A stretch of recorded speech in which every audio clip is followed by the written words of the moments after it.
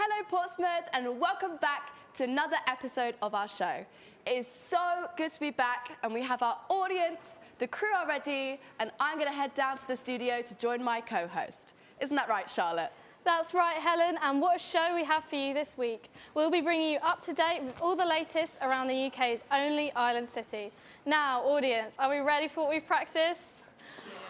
On the count of three. 3, 2, 1. This is Portsmouth.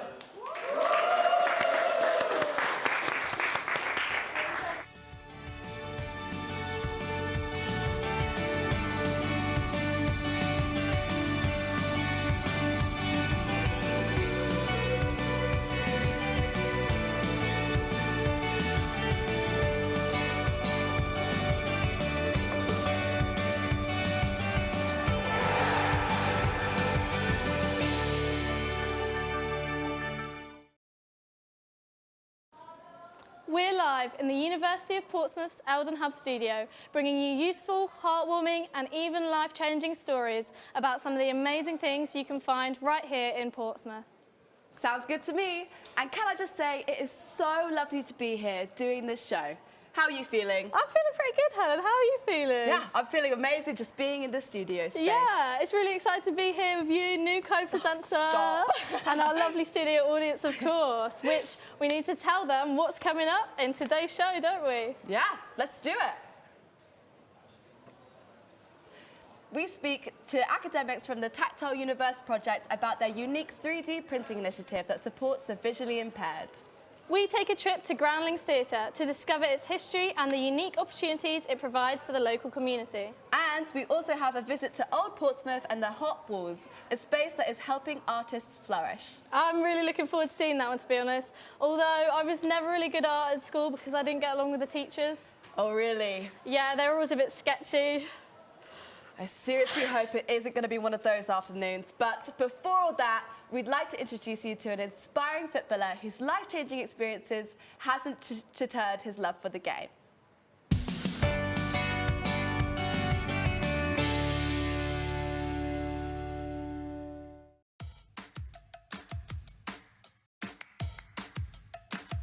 Always been just mad football mad anyway in general. Like, I've played for my regiment in the army, playing football for that and playing all the time.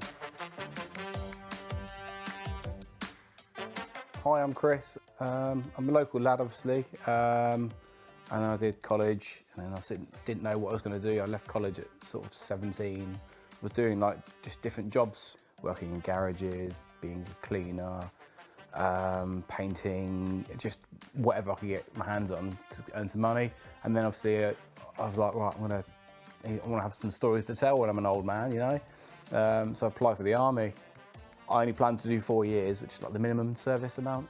A lot of people say that. You join the services and actually it's a nice way of life. At the end of the month, you've gone around the world and done different things, and loads of places around, obviously Arizona, Canada, and obviously Afghanistan as well.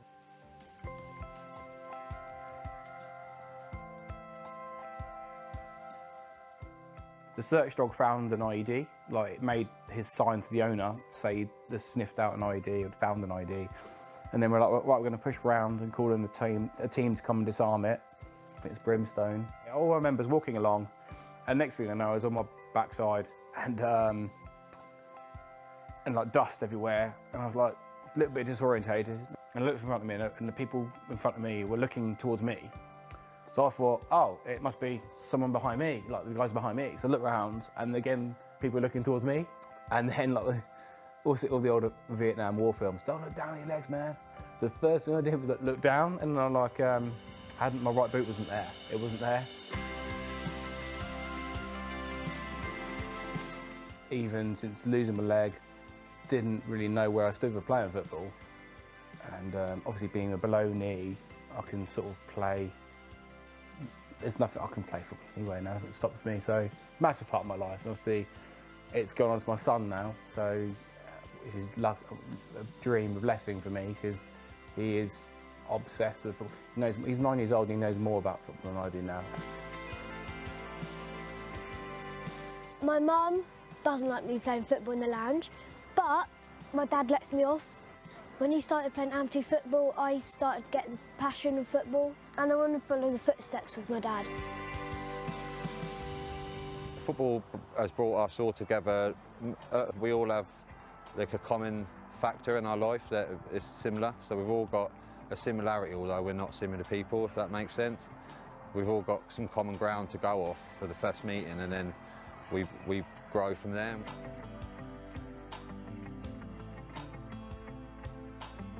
Yeah, I'm just going to keep playing as long as I can until, I can't do it anymore. Because I've got friends at my age that have already retired completely, able-bodied, and I'm just disabled still playing, which I think that's the testament to how good these legs are nowadays.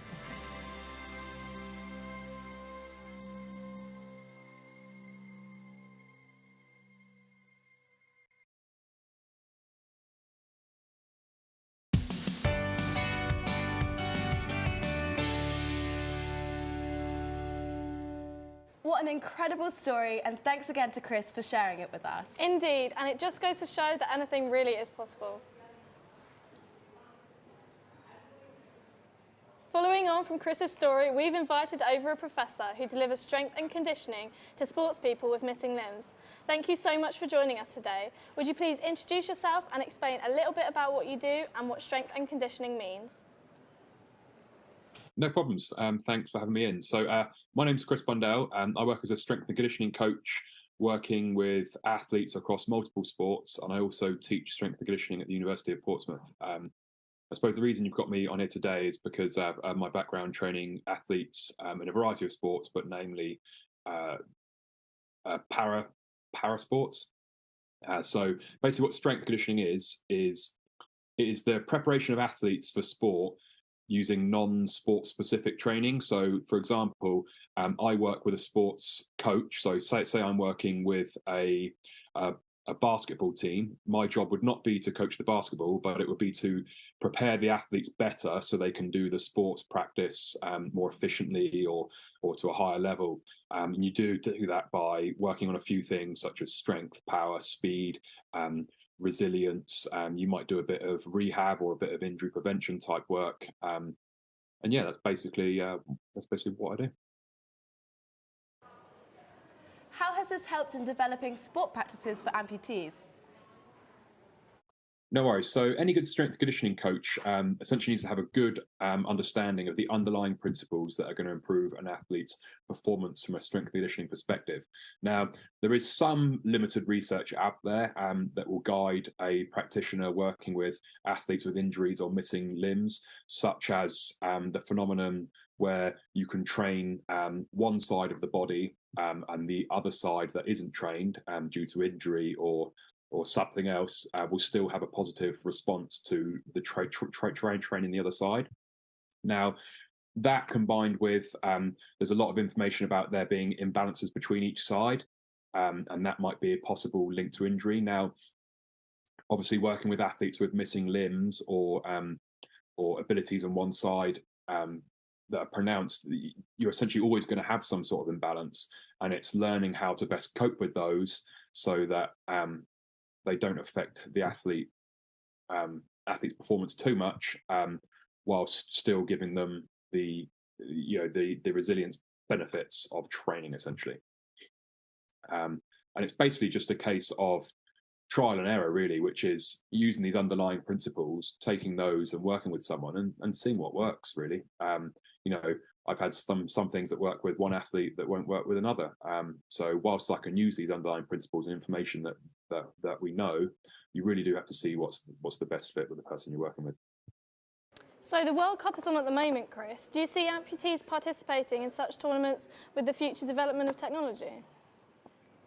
I think the main exposure of sport with these participants is it comes down to public interest more than anything else. So I think we're seeing a lot more due to the fact that technology is making these sports more accessible for the viewers at home, and for those interested in these sports. And I think that's where the main driver comes from. And now I think we all know that the more exposure these sports get, the more funding there is for these.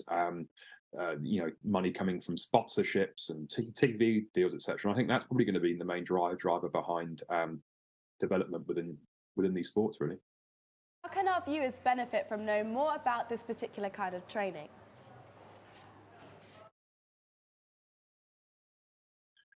Mostly because at the minute, people that go to the gym tend to train in ways that aren't necessarily going to produce the adaptations they're after.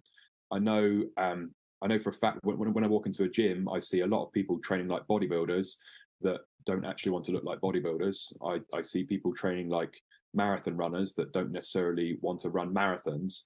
And actually, what people are seeking is, a lot of the times they're seeing these athletes in sports, and that's the type of physique or performance they want to replicate, but they're not training in ways that would replicate or they wouldn't produce the adaptations that are going to make you more athletic, essentially. Now, strength conditioning usually has been reserved for athletes. Now, it is making its way into the general population where people are training more for performance. Now, if people can seek that out as a style of training, where you're training to be a little bit more athletic, for me, it's better long term because it will produce better health benefits. Usually, help people for longevity in terms of remaining pain free, staying mobile, maintaining a bit of speed within their step. It's amazing how many people play sport up until they're 22, 23, and then stop playing sport, and then all of a sudden, things start to hurt. They get slow, they get weaker, but what they're doing is they're training in ways that aren't really stopping that from happening. Whereas, actually, what we want to do is sort of prevent the decline when people are getting older, and train in a way basically that makes people feel better rather than sort of making people sore and tired, really. Thank you so much again for your time, Chris, and I really want to wish you good luck with the rest of your work. No problems. Pleasure for coming on. I'm sure it'll bring some intriguing developments. Now, Helen, how much do you know about 3D printing? Well, it's printing in 3D, isn't it? Well, there's actually a lot more to it than that, as Dr. Nicholas Bond at the University's Institute of Cosmology and Gravitation proves, with his amazing work in supporting the visually impaired connect with the stars.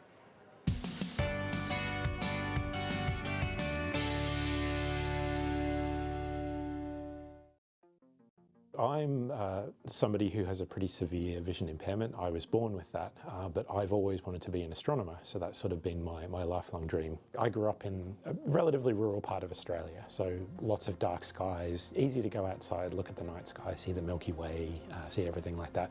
For me, obviously, when I go outside at night, I can't see quite as much, but because it was so clear and so dark in Australia, I could make out the occasional thing in the night sky.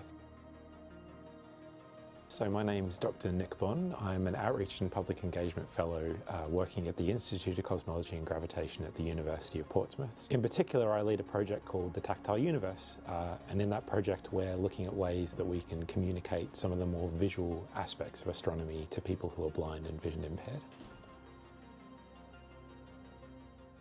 It actually took somebody asking me what would have made my PhD research into galaxies easier to do. And my almost instant response was, if I could have felt the galaxy images rather than looking at them, it would have been so much easier. And so, yeah, this idea of making sort of tactile images that people could feel instead of seeing sort of started off there. Nick was talking with our advisor in their office, which was right across the hall from my office. I was a little bored that day, procrastinating doing other work. And I have a little bit of experience working with a 3D modeling program called Blender. And I started thinking of various ways I could actually use that to create the 3D models that he was talking about. So over the course of about the next 3 hours, I sat down and just figured out how to do it. Made a small little video clip, sent it off to Nick and Karen, and we're just like, is this what you were talking about? 2 days later, they found someone within the faculty who had a 3D printer, and there was a 3D model sitting on my desk. The way the tactile models work is we take just a regular telescope image of something like a galaxy. We have a bit of computer code that plugs into a 3D modeling software called Blender, and it basically creates a 3D surface, and it models the brightness in the image. So where there's more light, where the pixels are whiter, we have a more raised surface. Where it's darker, we have a less raised surface. And so basically you have this relief map that traces that change in brightness. You can basically use your fingertips to interpret the shape of the image the same way that your eyes would if you were looking at that. You can feel which bits are bright, which bits are dim. You can get a sense of all that detail. These things are really beautiful. Galaxies are some of the most beautiful things in the universe, I think, and these tactile images do a pretty good job of getting that sense of wonder across, but in a different way. Yeah, one of the things that we've learned along the way is as soon as you take something, you make it more accessible for one group of people, you've instantly made it more accessible to everybody. We found it helps a lot when we're talking to the public about galaxy evolution, just have something in their hands that they can play around with and feel as we're talking through how the science works.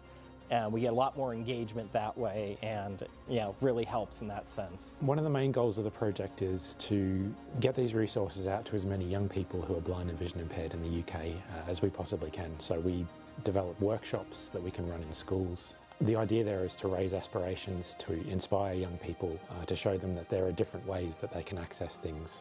And that's just a really nice way of helping everybody else, I guess, everyone understand each other, everyone see how we can do things a little bit differently.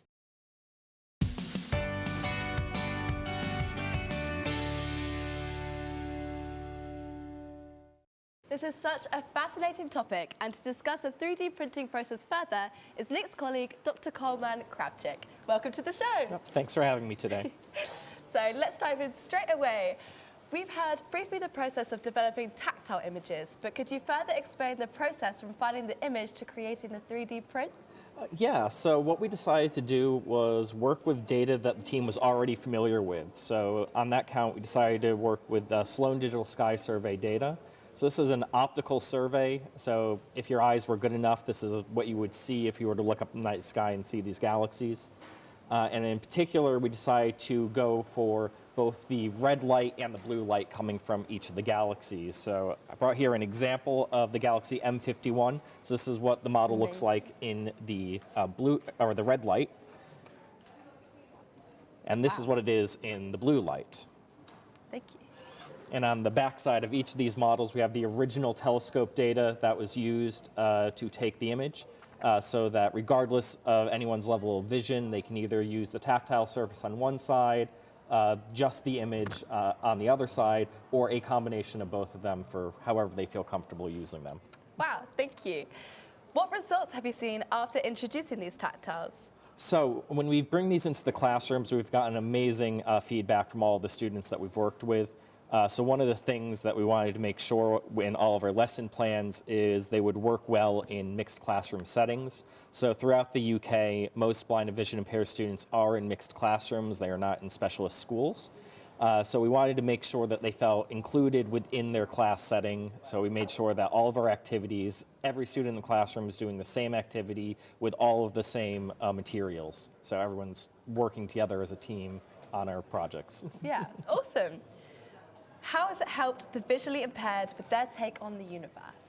So it's definitely helped bring this topic to them in general. So a lot of students that we've worked with have said that they now want to go study science once they leave primary school or secondary school, and they actually want to learn more about the topic, understand what's going on. So one of our main goals and what we're starting to see is we wanted to make sure that they understand that this isn't closed off to them, that even though this might seem like a very visual topic, it is something that is accessible. On the research end of it, we mostly work with data on a computer. We almost never look directly at the galaxy images, so it is something that is accessible, and we want to get that message out there. Yeah. Is it possible to see these tactile images for other subjects like painting? So the way that these tactile images are created is we take any black and white image. So the code that we wrote can take any black and white image and create this type of tactile model. Takes all of the white areas and raises them up, the black areas and lowers them down.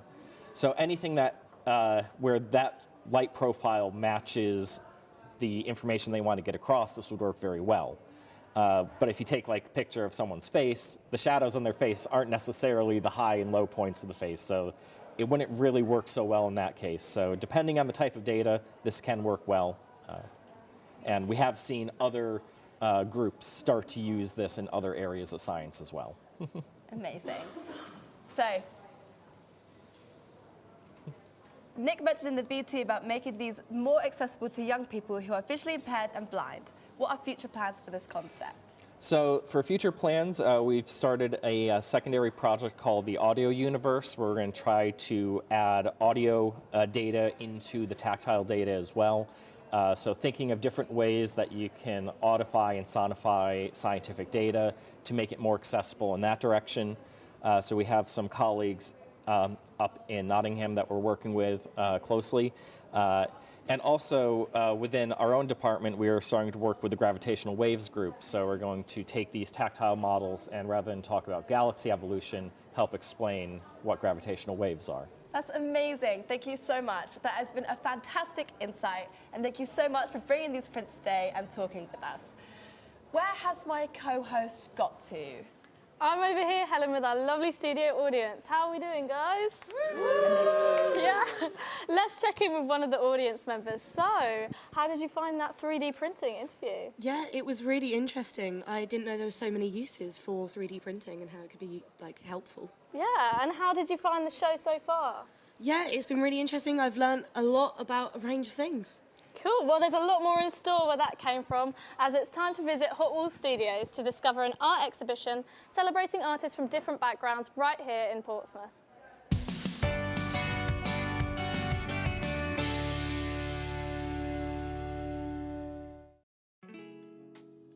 Each year, Pompey locals gather around Hot Walls, where artists display their work directly to the public.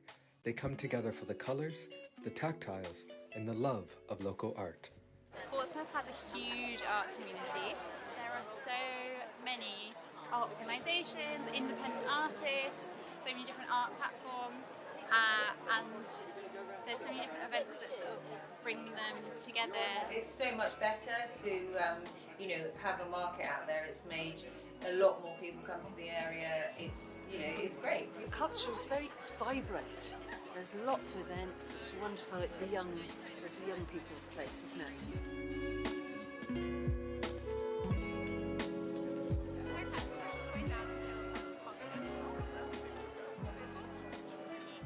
This is my favourite event. I did this last year. I'm back again this year.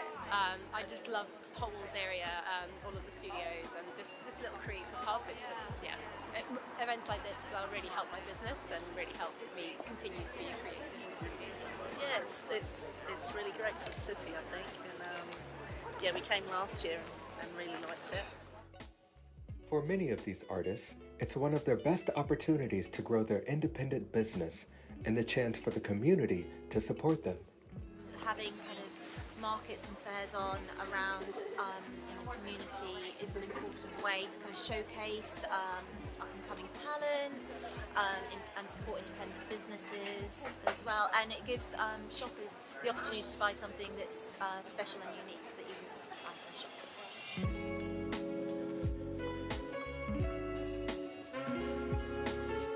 I've done a few sort of markets in Portsmouth now, and it's really helped grow the business, and it's really good to meet other designers and other creators here. Because quite often a lot of sales are done online and everything now, and you don't get to actually meet the person and have that sort of like personable interaction with them. It's so lovely. So I've been doing this market since it first started, and I see the same people every year, and I know people by name, so locals come, they really support the local artists as well. It's amazing. There is a sense of hopefulness about the future of local art markets in Portsmouth, as long as artists have the space to shine. The people from Portsmouth get to see what real local artisan crafts and handcrafted work can be like.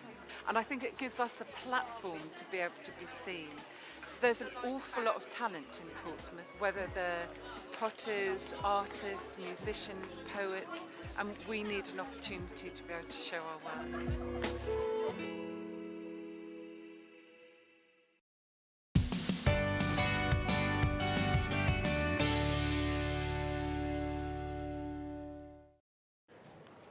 It's so lovely to see such a heartwarming community support each other.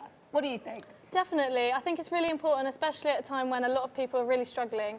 Community can really kind of bring us together and support everyone. Absolutely. It's these small things that just make this island city so great. Indeed, it seems like Portsmouth really is the city that keeps on giving. Ask me how, Helen. How, Charlotte? Go on, tell me. It's given a chance for the visually impaired to see the universe. That's right. Portsmouth is also giving more support and research to amputees wanting to play sport. There you go, you got what I'm getting at. But there's just one more act of giving for today's episode. The Groundlings Theatre is giving the public the unique opportunity to work in a successful drama school. But is all that about to change? Let's find out.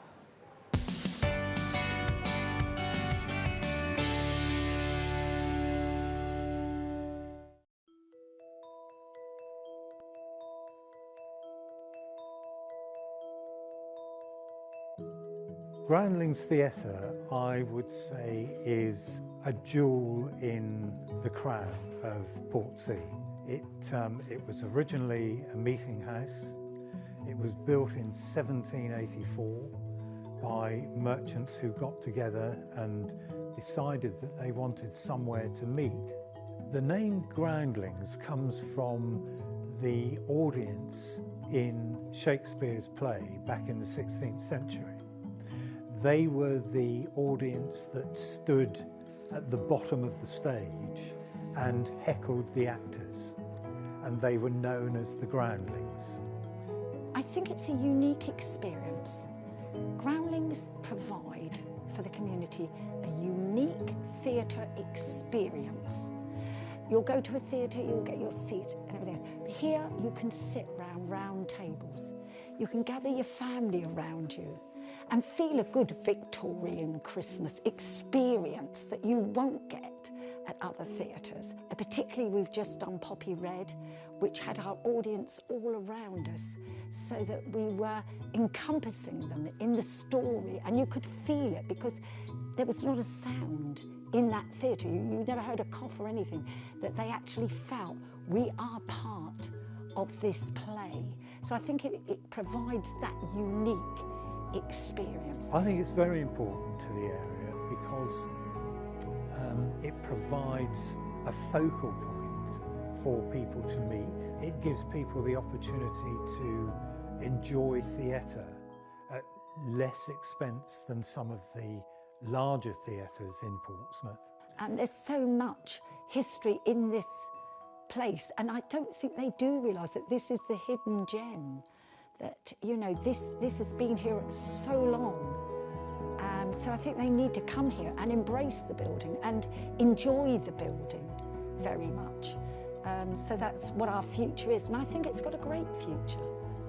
The Groundlings Theatre, yes, it is a charitable trust now, and the trust are obviously working extremely hard to ensure that Groundlings Theatre, this building, continues to flourish. So we are relying now on a lot of funding, which we hope can, you know, really keep this building what it was. The vision is there, and with vision and with passion, and you know, you can do things. You can get the funding. You can get people to come in, and they want to come in.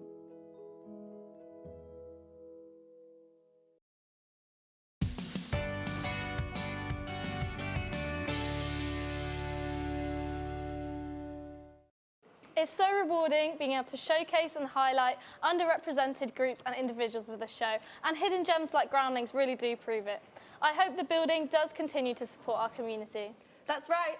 I personally didn't know about Groundlings Theatre before I saw this, so I look forward to taking a trip down there. Definitely. You know what? I think I'll join you. But unfortunately, that is all we have time for today on today's show. We'd like to thank all of our guests for joining us, as well as our live studio audience! You've all made this episode extra special. And of course, we couldn't have done it without the incredible short stories that you shared today. So a big thank you to all our contributors. We've had so many inspirational stories, haven't we, Helen? Oh, absolutely. I'm feeling really inspired, and I hope you, the audience, are feeling this too. Yeah! Tune in next week for one more show where we reveal, uncover and present more fantastic stories going on around our island city. But until then, I'm Charlotte. And I'm Helen. And this is Portsmouth.